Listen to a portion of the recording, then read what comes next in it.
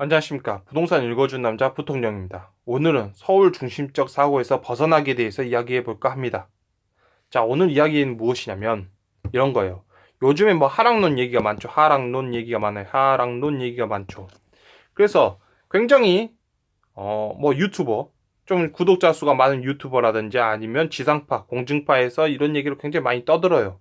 그 다음에 무슨 전문가라고 해서 모시죠. 뭐 증권회사 전문가다 뭐 하면서 굉장히 이야기를 많이 떠드는데 여러분들 아셔야 될 게 있어요. 자, 이런 하락 떠드는 이야기를 하고 있는 스튜디오가 어디 있죠? 스튜디오가 어디 있냐면 그러니까 여기서 모셔온 분들이라든지 아니면 뭐 큰 유튜버라든지 이런 사람들이 다 어디에 서식하고 있냐면 이 서울 인근에 서식하고 있어요. 대부분 사람들이 서울 수도권 여기에 서식하고 있죠. 그래서 이 사람들의 머릿속에서는 오로지 서울만 보이는 거예요.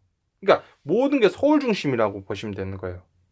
그러니까 우리가 과거에 있던 사람들도 마치 지구에 살면서 지구를 중심으로 생각했잖아요. 지구가 있고 나머지 천체들이 돌고 있을 거라 생각하고 있었잖아요. 마찬가지예요. 서울에 있는 사람들도 서울이 있고 나머지 지방 도시들이 다 존재하고 있을 것이다 라고 생각하는 거예요. 그래서 이 사람들의 생각은 무엇이냐면 서울이 이런 거예요. 오를 때도 마찬가지예요. 강남이 오르고 서울이 오르고 그 다음에 수도권이 오르고 이게 지방으로 퍼져나간다는 거죠. 그래서 이렇게 흘러가는 이 현실은 무엇이라면 풍선 효과다라고 말하죠. 풍선 효과다라고 말하는 거죠. 그래서 풍선 효과는 정부 정책이 잘못됐다 하면서 6.25 정책, 6.15 정책, 3.25 정책, 8.85 정책 막 이렇게 얘기하잖아요. 왜? 유식해 보이고 멋있잖아요, 여러분들. 정책 하나하나 분석하는 사람이다. 얼마나 멋있어 보입니까? 근데 여러분 잘 아셔야 돼요. 원래 부동산은 어디서부터 오르냐면 부동산이 오르는 과정은 이게 서울이 오르는 게 아니에요. 강남이 올라서 부동산이 오르는 게 아니라 지방이 올라요. 지방이. 여러분들 지방이 올라요. 그러면 이 무슨 얘기하고 있는 거지? 뭐 지방이 먼저 오른다고? 하는 거예요. 근데 여러분 상식적으로 생각해 보세요. 이제 상식이에요, 상식. 상식이에요. 자, 여러분 4차 혁명을 한다 칠게요. 4차 혁명 할게요. 그러면 그 중에서 하나의 어떤 이걸 이끌어가고 있을 뭐 제품이다라고 한다면 여러분들 뭐 이런 게 전기차 시대 아니야? 뭐 이런 식으로 할 수도 있겠죠. 뭐 전기차일 수도 있고 그 다음에 광통신망 해서 이게 뭐 5G 시대 뭐 이런 거 아니야? 뭐 이런 얘기를 할 수 있을 거예요. 자, 그런데 요런 것들을 다 하면서 이런 것들을 할 거예요, 여러분들. 이런 거 할 거예요. 그런데 여러분 잘 생각해 보세요. 아, 오케이.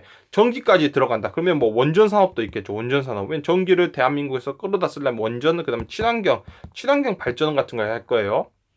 자, 근데 잘 생각해 보세요.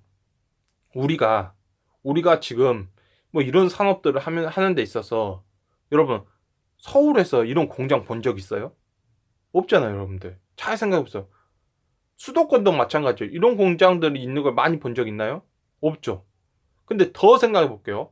이런 제품들이 앞으로 4차 혁명이다. 뭐 이런 식으로 떠드는데 여기에 그냥 여러분 정부 시책 봐도 돼요. 여기에서 혹시 유해하거나 몸에 안 좋거나 이거죠. 인체에 해롭고 환경에 안 좋고 하는 것들은 다 어디 있죠? 잘 생각해 보면 여러분 그렇게 서울 인근에 사람들이 많이 모여 산다고 쳐요. 뭐 2천만 명이 모여 산다. 뭐 이런 얘기 하겠죠. 그럼 2천만 명이 전기를 쓸 거 아니에요. 그러면 그 전기를 어디서 만들어? 원전에서 만들어. 오케이. 원전은 바닷가에 있어서 그런다 쳐요. 그러면 원전 폐기물은 가장 많이 쓰는 데다 그러면 심어야 될 거 아니에요. 현실적으로 왜 지들이 가장 많이 쓰니까. 그러면 강남에다 해야 되겠네. 원전 폐기물은 강남에다 묻어야 되겠네. 그러면 해요, 안 해요? 안 하죠. 어디다 해요? 지방으로 다 보내잖아요. 자, 오케이. 전기차를 가장 많이 타는 사람들은 사람 수가 많으니까 어디겠어요? 수도권이겠죠. 그럼 수도권은 보내야 되겠네. 그럼 폐기물이라든지 그거 하면서 인체에 해로운 가스들 나오고 이런 것들 다 어디 있어요? 지방에 있죠. 자, 그러니까 머리를 굴려서 잘 생각해 보면 여러분들 잘 생각해 보세요. 잘 생각해 보면 인체에 해롭고 환경에 나쁘고 뭔가 폐기물이고 이런 것들을 있으면 암을 발생 확률을 높이고 백혈병에 걸릴 확률이 높고 젊은 사람들한테 이런 것들은 지금 다 어딘가를 곰곰이 생각해 보면 지방에 있어요. 그러니까 경제 발전하면서 지방은 그냥 죽는다? 이거 자체가 잘못된 거죠. 경제를 발전하려면 지방에서부터 부품들 다 만들잖아요, 여러분들. 잘 생각해 보세요, 여러분들이. 우리가 마찬가지예요.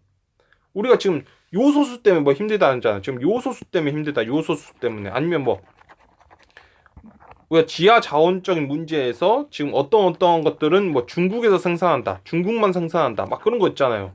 여러분들 그런 거. 그런 것들을 지금 딱 중국만 생산한다. 막 이런 것들 있잖아요. 그럼 잘 생각해보세요. 그거 왜 중국이 생산하겠어요? 자, 첫째, 환경이 나쁘다. 환경이 나쁘다는 거예요. 그걸 만들어내는데 환경이 나빠요. 그럼 부품을 만드는데 환경이 나쁘다? 두 번째, 그 인체에 유해하다는 거예요. 인체에 유해하다.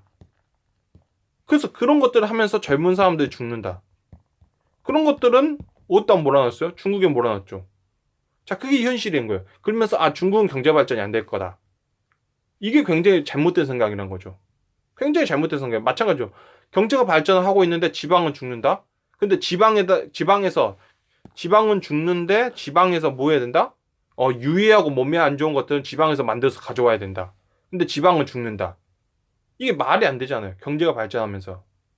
그러니까 그거부터가 잘못된 생각이에요. 그러면 어떤 현상이 일어나냐면 서울 인근이 여러분들 잘 생각해 주시면 서울 뭐 수도권 이런 데들 있죠. 그 지방에 굉장히 바쁜 광역시에서 굉장히 비싼 동네들이 있을 거예요. 그런 데가 죽을 때요. 그런 동네가 죽을 때 서울 뭐 수도권 이런 데 수도권이죠. 이런 데가 하락기다 할 때는 대한민국 전체가 하락기냐? 그건 아니란 거예요. 그러니까 그런 시기 때는 경제가 굉장히 가파르게 올라가고 있는 시기예요. 그 시기는 뭐냐면 돈들이 서울이라든지 아니면 광역시 굉장히 비쌌던 그 지역들의 돈들이 지방으로 다 퍼져 나가는 거예요. 지방으로 가는 거예요. 지방으로. 그래서 경제 발전기예요. 그때는. 자, 그래서 그럴 때는 어떤 거냐면 이런 시기예요. 그런 시기는 어떤 거냐면 자, 250만 원 받는 데다 250만 원 받는 애들이 한 명에서 두 명, 세 명 늘어나는 시기예요. 이 시기가. 지방의 어떤 좋은 시기, 지방의 어떤 산업들의 좋은 시기, 지방에 있는 광역시에서 광역시 밑바닥 가격이 막 올라오는 시기가 바로 이런 시기라는 거예요. 밑바닥 가격 말한 거예요. 광역시에서 내 아파트 10억이 하고 있는데 말하고 있는 게 아니에요. 그 사람 뒤져야 돼요. 자, 그런 시기는 바로 이런 시기예요. 근데 어느 시기에 딱 도달하면 그게 한마 GDP로 놓고 봐 1만 달러 이상 정도 상승하고 나면 어떤 현상이 일어나냐면 이 도시들이 죽어요. 이 도시들이 굉장히 가파르게 올라오면서 자기 가치보다 더 높게 형성되는 거죠. 이런 동네들에서. 그러면서 이 도시들 딱 죽으면서 어떤 현상이 일어나면 돈들이 다시 여기 흘러갔던 돈들이 다시 들어와요. 수도권하고 광역시권으로 다시 들어오는 거죠.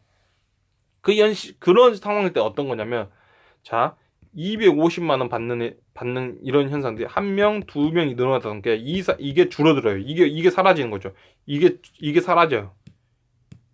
요런 것들이 딱 사라져요. 이게 사라지고 여기 있는 사람들 있죠. 요거에 있는 사람들. 이게 보장받는 사람들이 어떻게 되냐면 이게 350 이렇게 바뀌어요. 이런 식이에요. 그러면서 이게 자산 폭등 시기죠. 자산 폭등 시기예요. 폭등. 하면서 수도권, 서울, 그다음에 광역시에서 그 비싸게 거래되는 지역들에서 폭발적으로 일어나는 거죠. 그럼 이게 하나의 시기가 되는 거죠. 그래서 이 시기가 끝나면서 다시 또 3만 달러에서 막 힘들게 하면서 다시 4만 달러 올라가는. 그래서 이게 사이클적인 모습을 보여주는 거예요. 이게 1만 달러 국가, 2만 달러 국가, 3만 달러 국가, 4만 달러 국가 하면서 이게 이런 식으로 가는 거죠. 이런 식으로 가는 거예요. 그래서 이 구간일 때,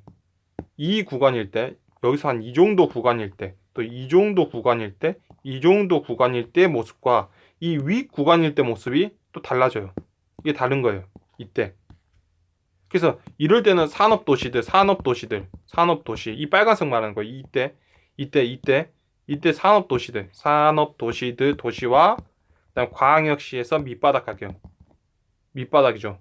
바닥 가격이 좋을 때예요. 이때가 좋을 때고.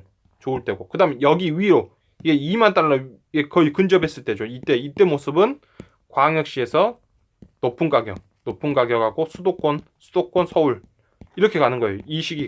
이런 시기가. 그래서 지금은 어디에 걸려 있냐면 이 시기에 걸려 있죠. 지금 대한민국은 지금 이 시기잖아요. 3만에서 4만 올라가는 이 시기잖아요. 이 시기에 걸려 있는 거예요. 이 시기에 걸려 있는 거죠. 지금 그거에 대한 이야기를 하고 있는 거예요. 지금 뭐 유튜브라든지 뭐 유튜브라든지 뭐 지상파에서 막 떠든 인간들 있죠. 떠든 인간들 지금 그 얘기를 하고 있는 거예요. 현실적으로. 그래서 여기서 쫄 필요 없다는 거예요. 어디서? 지방 쪽에 있는 계신 분들은 쫄 필요가 없어요. 근본적으로 쫄 이유가 없어요. 쫄 이유가. 왜냐면 우리가 가파르게 많이 올린 데가 어디냐면 서울이잖아요. 서울. 서울 수도권. 그렇기 때문에 그게 문제란 거고 광역시의 일부 지역들. 그게 문제라는 거예요. 지금 그 문제에 관한 얘기지. 지방에 있는 계신 분들, 뭐 포항에 계신 분들.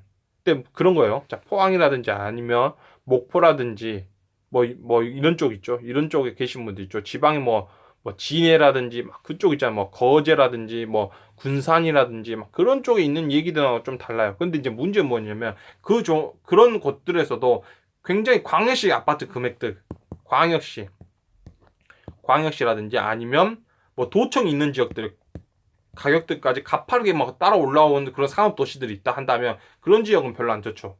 근데 대다수는 그러지 않을 거예요. 지금 제 말은 대다수의 아파트들이 그렇게 올라왔을 때. 근데 뭐 포항이 있어요. 근데 어떤 아파트 하나만 있는 그 지역이 아파트 그냥 한 채만 뭐 이긴 7억이다. 이 아파트는 7억이다 하면 진짜 그 아파트를만 안 보면 되는 거예요. 그건 쓰레기니까 볼 필요 없이 나머지 있는 아파트들에 있는 아파트들이 뭐 전주라든지 아니면 창원이라든지 뭐 이런 집이 이쪽 도청 있는 데보다 더 낮게 어느 정도 자리 잡혀 있다면 그럴 때는 여러분들 실거주라도 들어가시는 게 맞아요. 왜냐면 지금은 경제 성장기에는 그런 지역들이 좋기 때문이에요. 그럴 땐 두려워할 필요 없어요. 그런 분들은 두려워할 필요가 없다라는 거죠. 이렇게 보시면 되는 거예요. 그래서 대부분 지금은 서울 중심적 사고기 때문에 뭐 이런 식으로 굉장히 뭐 불안감을 조성하고 뭐 할 거예요. 근데 그거는 서울이라든지 그쪽 사람들 얘기는 거고 지방 산업도 도시들 그런 데는 뭐 여기서 쫄 필요 없어요. 저는 항상 지방 산업 도시들은 2020년도, 2021년도에 사시라고 했어요.